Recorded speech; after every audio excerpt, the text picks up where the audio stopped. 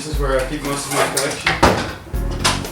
There's a lot of material left from the Qing. With a narrow handle, you're not that likely to twist it during release, and the thicker your handle is, the easier it is to twist it. That Justin Ma pointed out to me. He said, like a screwdriver, it's easy to put a lot of force on it, and the thinner the screwdriver is, the less force you have to twist it. And with archery, you don't want to be able to twist your bow too much because it will affect your shot. What's the draw rate on this?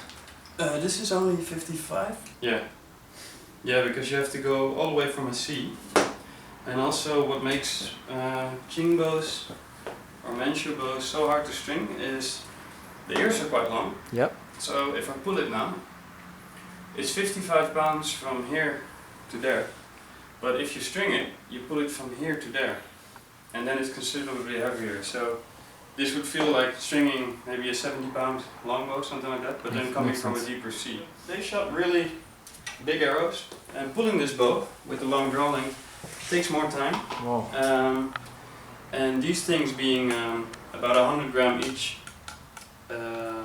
20 of them would already be 2 kilos of arrows. Yeah. Well, Ottoman archers could carry 60 to 90 arrows per person. Qing example, which is pretty small. And were they designed for horses? no, there's no reason to believe it was even military. They were mostly found in a civilian context. Makes sense. And the arrows were poisoned. So the mechanism is Portuguese. Yeah. But yeah, they changed it a little bit, so all the Asian cultures had their own kind of shape. And this is just a smooth bore, single shot. Just for one shot, and then went to the bow. Yeah. And then to the saber.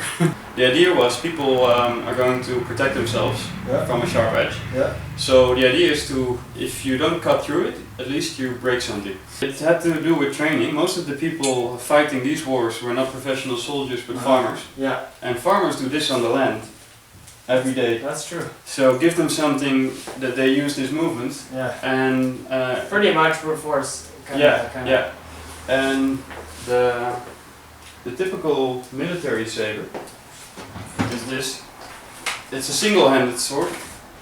This is what the Qing military would use. Ooh, this is... And it requires a lot of finesse to handle this with one hand and really? The attack and counter. There wasn't much of a duel usually. You just try to storm in and have greater numbers anyway. So it wasn't as much one-to-one. That makes sense.